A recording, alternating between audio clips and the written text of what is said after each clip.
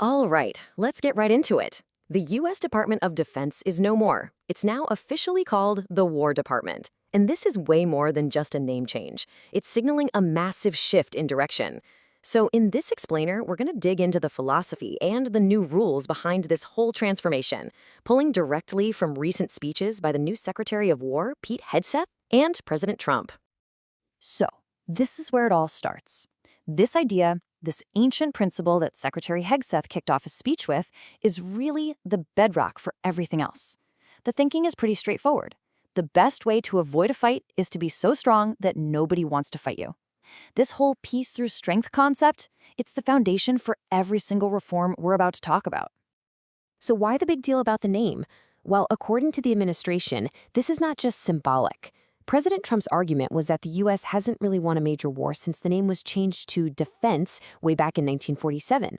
So by going back to the original name, they're framing this as a hard reset, a way of making it crystal clear that the military has one job and one job only: preparing for and winning wars.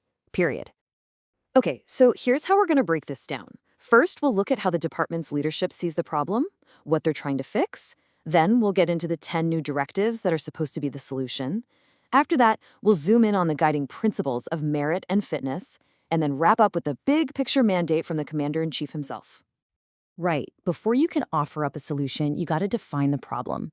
Secretary Hegseth kicked off his address by laying out what he called decades of cultural rot that, in his view, had really weakened the military from the inside out. So let's take a look at the specific issues he flagged. And the diagnosis they presented was, well, it was very specific. Hegseth pointed directly at things like promotions being based on quotas, the existence of diversity and inclusion offices, and a culture that he said pushed out the risk takers and rewarded the conformists. The argument here is that all of this created distractions that ultimately made the military less deadly, less effective. This quote right here, it pretty much tells you everything you need to know about the tone of the new leadership. It's blunt, it's unambiguous, and it's meant to signal a complete and total break with the past culture. This isn't being framed as some small adjustment. It's a full-blown, forceful reversal. Okay, so that's the problem they laid out. What about the solution? Well, it came in the form of 10 very specific directives sent out to every single command in the military.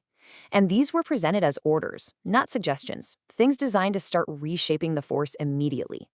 Here are just 5 of the 10 directives, and you can see they cover a lot of ground.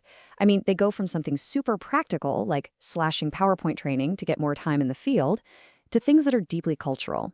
Take number 1.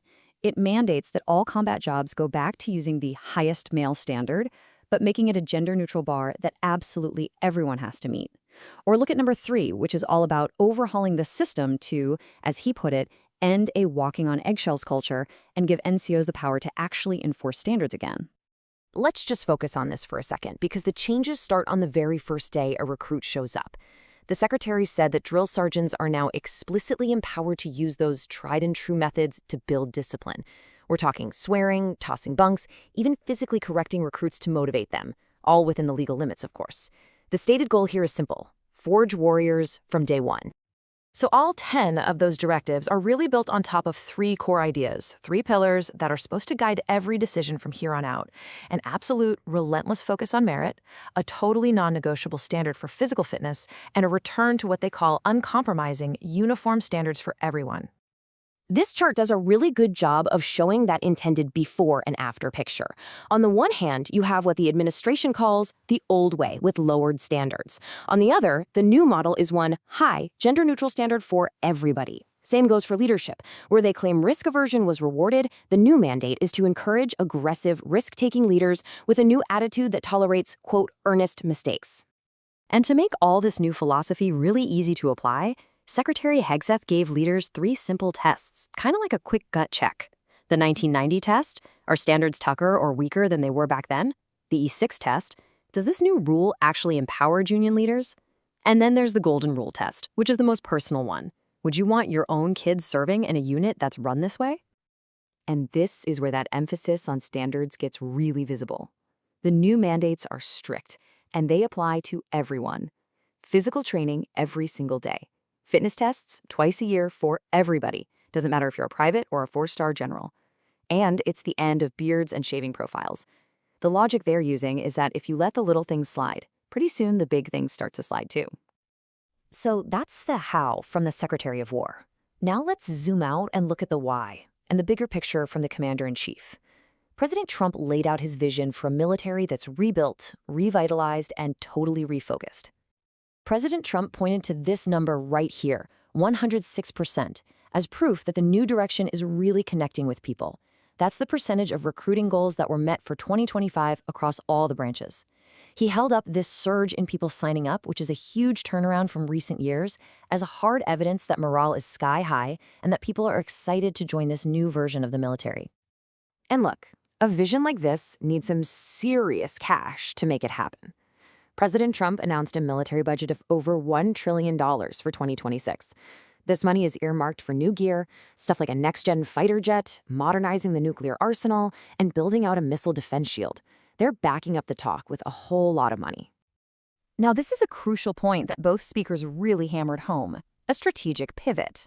They stated that the military's #1 job is defending the homeland, and they argued that includes taking a new, much more active role in securing the nation's borders, and even being ready to deploy to handle civil unrest in American cities, to deal with what Trump called the enemy from within. And to actually execute this new vision, the administration believes you need a totally different kind of leader at the top. Hegseth put it bluntly, it's almost impossible to change a culture with the same people who benefited from the old one. This quote perfectly frames the shift they're after, moving away from what they describe as political generals and moving toward aggressive warfighting commanders, guys in the mold of historical figures like George Patton. Ultimately, when you boil it all down, this entire transformation, the directives, the budget, the name change, it all comes back to this one central theme, what President Trump called reawakening the warrior spirit. It's about getting back to a culture that is laser-focused on one thing, being lethal in combat. And that really leaves us with a final thought to chew on. In an age of cyber attacks, drones, and dominance in space, what does a warrior spirit actually mean for the military of the future?